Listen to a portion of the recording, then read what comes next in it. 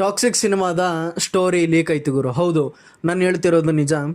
ಈ ಒಂದು ಟಾಕ್ಸಿಕ್ ಸಿನಿಮಾದ ಒಂದು ಸ್ಟೋರಿ, ಒಂದು ಸಿನಾಪ್ಸಿಸ್ನ ಬುಕ್ ಮೈ ಶೋ ಅವರು ಬಿಟ್ಟಿದ್ದಾರೆ. ಅದರಲ್ಲಿ ಕತೆ ಬಗ್ಗೆ ಏನು ಹೇಳಿದ್ದಾರೆ ಅಂದರೆ, ಆ ಒಂದು ಇಂಗ್ಲೀಷಲ್ಲಿರೋದನ್ನು ನಾನು ಕನ್ನಡದಲ್ಲಿ ಟ್ರಾನ್ಸ್ಲೇಟ್ ಮಾಡಿ ಹೇಳ್ತೀನಿ. ಭಾರತದಾದ್ಯಂತ ಸ್ವಾತಂತ್ರ್ಯ ಬಂದಿತ್ತು, ಆದರೆ ಗೋವಾ ಮಾತ್ರ ಇನ್ನೂ ಪೋರ್ಚುಗೀಸರ ಆಳ್ವಿಕೆಯಲ್ಲಿತ್ತು. ಸ್ವಾತಂತ್ರ್ಯ ಸಿಗುವ ಮೊದಲಿನ ಅಶಾಂತಿಯ ವರ್ಷಗಳಲ್ಲಿ ಅಧಿಕಾರ, ದ್ರೋಹ ಮತ್ತು ಹಿಂಸೆಗಳು ಘರ್ಷಣೆಯಾಗುವ ನಗರದಲ್ಲಿ ರಾಯನು ನಿಷ್ಠೆ ಮತ್ತು ನೈತಿಕತೆಯ ಸಂಕೀರ್ಣತೆಗಳನ್ನು ಎದುರಿಸಬೇಕಾಗುತ್ತದೆ.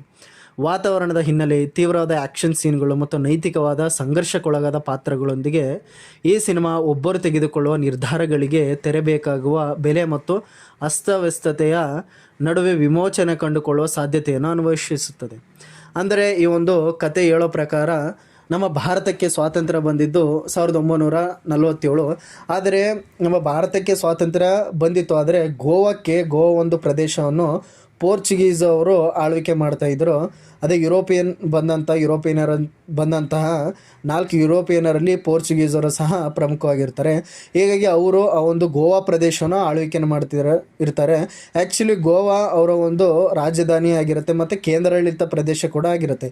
ಹೀಗಾಗಿ ಅಂತಹ ಸಂದರ್ಭದಲ್ಲಿ ರಾಯ ಅನ್ನೋ ಕ್ಯಾರೆಕ್ಟ್ರು ಯಾವ ರೀತಿಯ ಒಂದು ಗೋವಾನ ಆಳ್ವಿಕೆಯನ್ನು ಮಾಡ್ತಾನೆ, ಅಲ್ಲಿ ಪೋರ್ಚುಗೀಸರ ವಿರುದ್ಧ ಯಾವ ರೀತಿ ಹೋರಾಡ್ತಾನೆ ಅನ್ನೋದು ಈ ಒಂದು ಸಿನಿಮಾದ ಕತೆ ಅಂತ ಅನಿಸುತ್ತೆ. ಮುಖ್ಯವಾಗಿ ಇವರು ಟಾಕ್ಸಿಕ್ ಸಿನಿಮಾ ರಿಲೀಸ್ ಮಾಡಿರುವಂತಹ ಟೀಸರು ಮತ್ತು ಬರ್ತ್ಡೇ ಪೀಕು ಅವೆಲ್ಲ ನೋಡಿದಾಗ ಒಟ್ಟಾರೆ ಇದನ್ನೇ ಪ್ರತಿಧ್ವನಿಸಿದೆ ಅಂತಲೇ ಹೇಳ್ಬೋದು. ಯಾಕೆಂದರೆ ಅದರಲ್ಲಿ ಬೇರೆ ಇಂಟರ್ನ್ಯಾಷನಲ್ ರೀತಿಯಲ್ಲಿ ತೋರಿಸಿದ್ದಾರೆ. ಅಲ್ಲಿ ಗೋವಾ ಪ್ರದೇಶದಲ್ಲಿ ನಡೆಯುವಂಥ ಒಂದು ಕೆಸಿನೋ, ಅಲ್ಲಿ ಯಾವ ರೀತಿ ಕ್ಯಾರೆಕ್ಟರ್ಗಳಿರ್ತವೆ, ಇಲ್ಲಿ ಹೇಳಿರೋ ಹಾಗೆ ರಾಯ ಯಾವ ರೀತಿ ಆ ಒಂದು ಗೋವಾ ಪ್ರದೇಶದಲ್ಲಿ ಆಳ್ವಿಕೆ ಮಾಡ್ತಾನೆ ಅಂತ ತೋರಿಸಿದ್ದಾರೆ. ಮುಖ್ಯವಾಗಿ ಈ ಸಿನಿಮಾದಲ್ಲಿ ಹಲವಾರು ಲೇಡಿ ಕ್ಯಾರೆಕ್ಟರ್ಗಳಿವೆ. ಅದನ್ನು ಒಂದು ವಿಡಿಯೋ ರೀತಿ ಸಹ ತೋರಿಸಿದ್ರು. ಉಮಾ ಕುರೇಶಿ ಆಗಿರ್ಬೋದು, ನಯನತಾರ ಆಗಿರ್ಬೋದು, ಮತ್ತು ರುಕ್ಮಿಣಿ ವಸಂತ್ ಅವರು ಮತ್ತು ಕಿಯಾರಾ ಅಡ್ವಾಣಿ ಅವರು ಸಹ ಇದ್ದಾರೆ.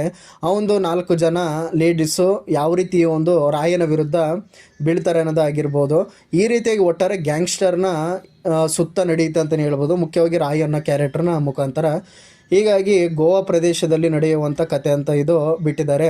ಮತ್ತು ಅಲ್ಲಿ ಆಗುವಂತಹ ಒಂದು ಅಧಿಕಾರ, ದ್ರೋಹ ಮತ್ತು ಹಿಂಸೆ, ಅಲ್ಲಿನ ಅಧಿಕಾರವನ್ನು ಪಡೆದುಕೊಳ್ಳಲು ಈಸ್ಟ್ ಇಂಡಿಯಾ ಕಂಪನಿ ಆದಂಥ ಪೋರ್ಚುಗೀಸರ ಮೇಲೆ ಯಾವ ರೀತಿ ಒಂದು ಆ್ಯಕ್ಷನ್ಗಳು ನಡೆಯುತ್ತೆ ಅಂತ ನಾವು ನೋಡಬೇಕಾಗುತ್ತೆ.